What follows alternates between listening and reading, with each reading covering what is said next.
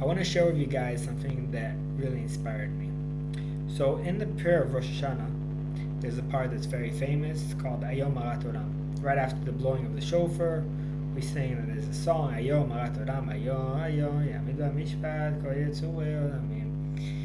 Now this poem, part of the prayer, most translations translate Ayom Marat Olam. Today is the birthday of the world. Yom Yamid B'Mishpat Kol Yitzurei Olamim. Today will be judged all the creatures of the world. Now, the translation of today's the birthday of the world is not exact, because the phrase Arat Olam, it comes from Jeremiah. Jeremiah was very upset, and he wished he was never born. When he was saying this phrase, the verse goes that he says that he wishes he was never born, and his mother's womb, his mother would be eternally pregnant. He would never be born. And the phrase uses is Arat Olam. My mother would be Arat Olam. She would be eternally pregnant. That's what Arat Olam means. Arat means pregnant, and we see it throughout the Chumash and the Navi, all over the Tanakh, that Arat is pregnant. We use Arat as pregnant.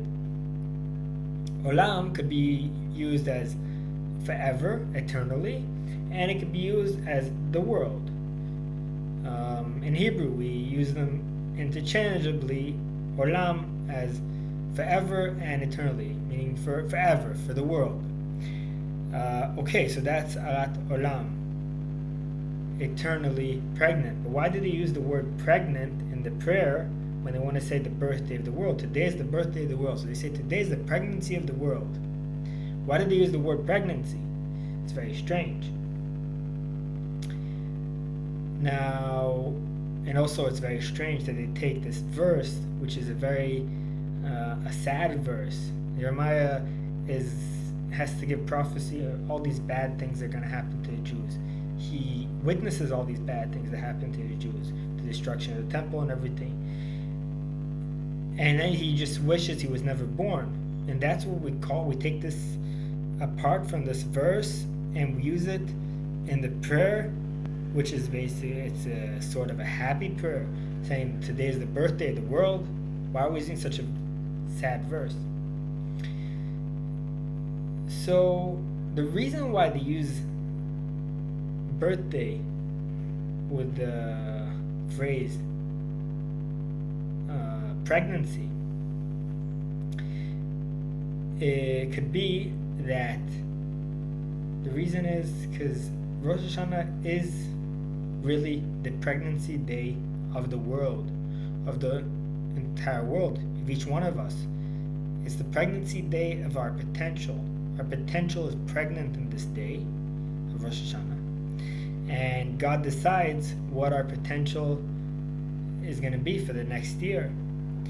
Today is the judgment day. We're judged how worthy we are, how much power we have to basically do more tasks, to be more useful for the world, to be more useful for ourselves. So that's what we're judged. We're judged we get more assignments for the next year. We get more potential.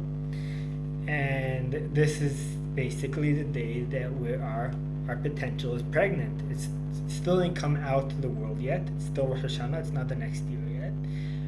But it's being created. Our potential is being created for the next year. We're in judgment now. What's going to be with our potential? Is it going to be a lot of potential, a little bit of potential? And if we're worthy, we get a lot of potential. But this prayer reminds us of eternally pregnant. We don't want our potential to be eternally pregnant. We want it to be born. We want to use our potential. We don't want our potential to just stay in pregnancy and not come out to the world and use our potential and do good things in this coming year. It doesn't help that we get a good judgment to Rosh Hashanah. We get a lot of good assignments for the next year. We get a lot of potential, a lot of goodness, but we don't use it. And it's eternally pregnant, all this potential. We want it to actually be born, all this potential. And Rabbi Y.Y. Jacobson, where I got this idea from, he says it a little bit different, not exactly the same point. But what he connects it to is the prayer of the high priest in Yom Kippur. Yom Kippur is the holiest day of the year. The high priest was the holiest person in the world. And the Beit HaMikdash was the holiest place in the world.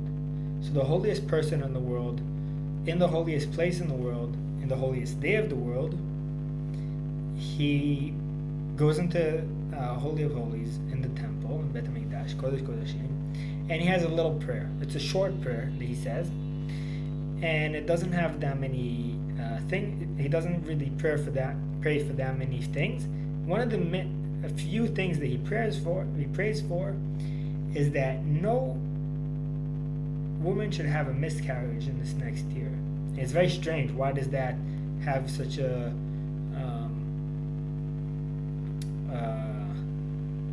importance? There's a lot of things that are more important than that the Kohen Gadol does not pray for, and this is very important that he prays for it in the Holy and Holies when he only prays for a few little things. And with this we understand why it's so important. He doesn't mean only pregnant women should not have a miscarriage. He means every single person should not have a miscarriage of their potential. We shouldn't be eternally pregnant. We should use our potential. So with this, we should all have a good year and a shana tova, and we should use our potential. Potential should not stay pregnant. It should come into fruition and have a shana tova, and God should fulfill all our wishes and give us all the potential that we want and all the goodness, so we could do only good in the world. Shana tova.